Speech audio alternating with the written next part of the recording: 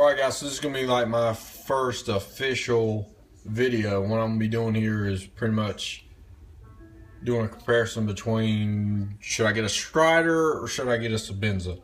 You know, I asked the same question a few years back and nobody really had an answer. And I'm not sure that I have an answer. But I'm going to tell you what I like about the knives. I've owned the knives for several years, and I'm going to tell you my thoughts on both of them. So maybe, hopefully, it can help you sway one way or the other in your decision. Start off, just do quick how I think this comes up. I think, guys go through a general progression through knives, and, obviously you start out with cheaper production knives and you work your way up. And when you're actually thinking about buying a more expensive knife, that when you started you said there's no way in heck that I'm spending $400 on a knife, and then one day you come up and you're looking at a Strider and you're looking at a Chris Reeve Sebenza and you're like, dang, I really want one of those because they are super cool, but I don't know which one I should get. And now you're sitting here and you're trying to figure it out. So once again, I'm not sure if I have an answer for you, but there's two obvious points. And in my videos, I'm going to be blunt, so I don't care what you think, and I don't care if you like what I have to say. But the obvious point is, a Chris Reeve is hands down flawless functionally. It comes sharp. Lockup's perfect. It's a little late, but I mean, that lock never moves. And it locks up solid. It is smooth. It's not like drop smooth, but I mean, it is crisp. Everything, when you get a Chris Reeve Sebenza, you know what you're getting when you open up the box. You can talk to anybody that has one. Unless you have a Chinese copy, I mean, you know what you're getting. That's another thing about the Sebenza. You got to watch where you buy it. I'd be careful of trades on Instagram, and I'd be careful of buying off of eBay, because there are Chinese copies of Sebenza. They are very close and similar, but unless you're buying from a legit retailer, you really don't know what you're getting. And as for Striders, there's fake Striders out there, but they're just not as good as the Sebenza copies. This particular Sebenza is a T&K exclusive run through them. That's why you see the Tanto blade, not the normal typical blade shape. This one has dual lugs, which I recommend for anybody that's getting a Sebenza. Pretty much everything else is the same. If you ever watched the Sebenza video, you know what you're getting, you know what's on this knife, and it's a pretty good pocket clip. I have no gripes about it. It's got that double retention there. I think that it actually works, and just the key to remember is when you buy a Sebenza, you know what you're getting. You're getting quality. You know what you're paying for is going to come sharp. Lockup's good. Everything's good about Sebenza. And I'm re-harping on that because it's very important. Because I've never seen a Sebenza, and I've owned several, that have been anything but perfection. And that hasn't been the case when I bought a Strider. This particular one right here is perfection.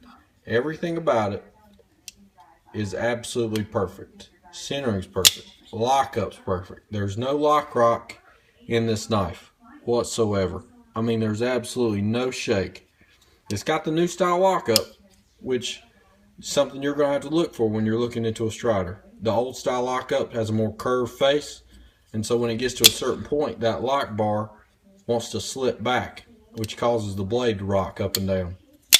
That's annoying, and I don't think that should even be remotely in a knife that costs this much money.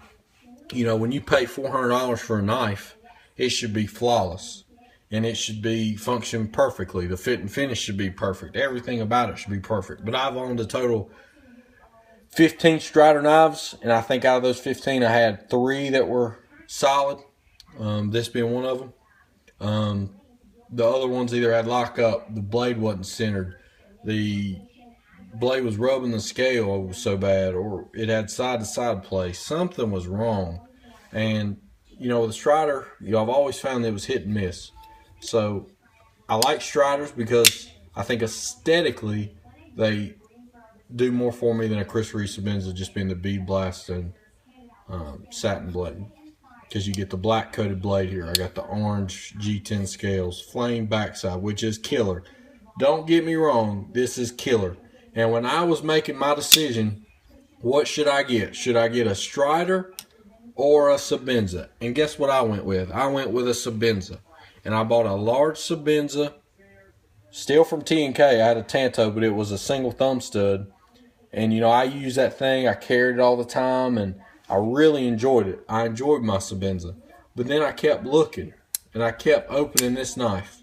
And I was like, man, Sebenza's awesome. There's nothing wrong with it. Except for it doesn't, in my opinion, have this cool factor that a Strider has. A super, super cool factor that you just can't replace. And so eventually I got tired of seeing that bead blasted titanium and just pretty much plain. And so I bought a Strider. And it was an older Strider, and it had the old style lockup, and about a month later it started rattling. I mean, you could shake it and you could hear it. It sounded like a baby rattle. And it was terrible. So I sold that one for a lot less than I paid for it because it wasn't worth anything. And, functionally, it still operated, but it was annoying as piss, and I didn't see the point in paying $400 for a knife when it just rattled. And so, I went back to the Sebenza, and then I kept looking, and I just got to have this cool factor, man. And maybe it was a fluke. Maybe I just got a bad run for Strider. And so, I never contacted Strider for any of these times or for any of the issues I had with a knife, just because when I was watching y'all on YouTube, you always said the customer service sucked. And so I didn't even attempt it. I wasn't going to attempt it, and maybe I was wrong in doing that, and maybe they'd have fixed my knife and sent it back to me, and I had a perfect knife. But from what I saw, when you pay a $400 knife and it goes to junk early, I was just frustrated. And so I sold that one, bought another one, sold that one.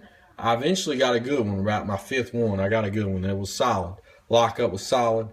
Everything was solid about it.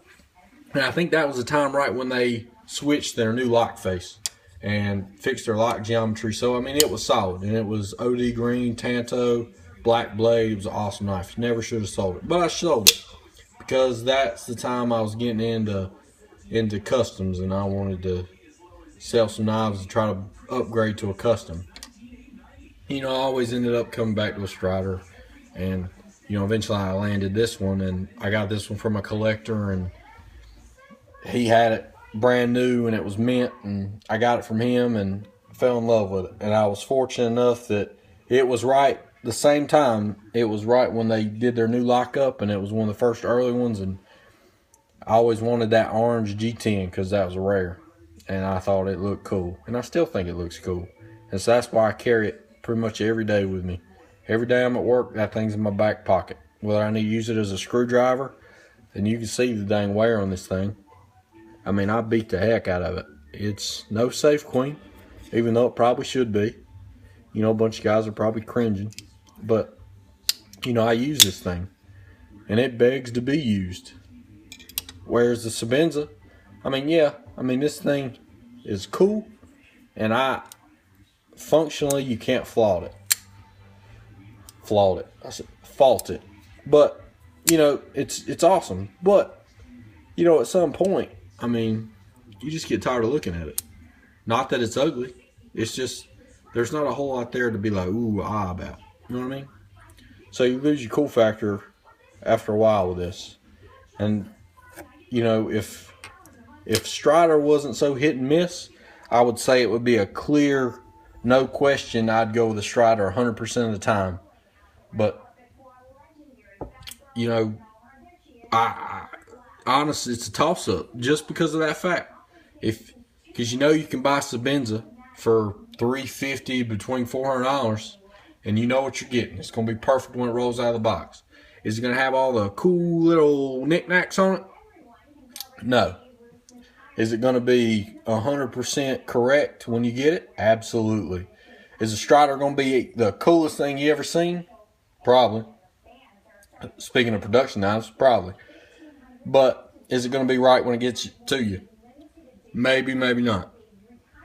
And I'm not knocking Strider. I'm just telling you, my my deal, my experiences with them, you know, have not always been the best. But, you know, I keep going back to them just because I think they're cool, and I think, you know, they offer a unique design, and I think they offer a few new unique things, and I think it's an overbuilt knife.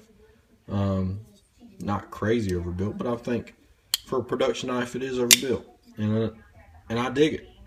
I was fortunate enough to get a perfect one again. This one will never leave my collection just because of that fact. Other than that, I think, you know, make your own choice. Either you're going to gamble, then you're going to go for something cool, and you show off your friends, they're going to be like, oh yeah, that's awesome. Or you can put your money in something, you know what you're getting, and you know what you're going to get when you open that box up, and you know what to expect. So those are the two things you're going to have to decide on. But, you know, for me, I like having both in my collection. I like the philosophies used for both. Do I think a Sebenza I'm going to carry to work? I've never carried that Sebenza in the job I have now. But I do flick it open every now and then. But other than that, you know, Strider's in my back pocket. I got lucky with that one. Hopefully you can get lucky too. Leave me a comment, guys. I appreciate you watching.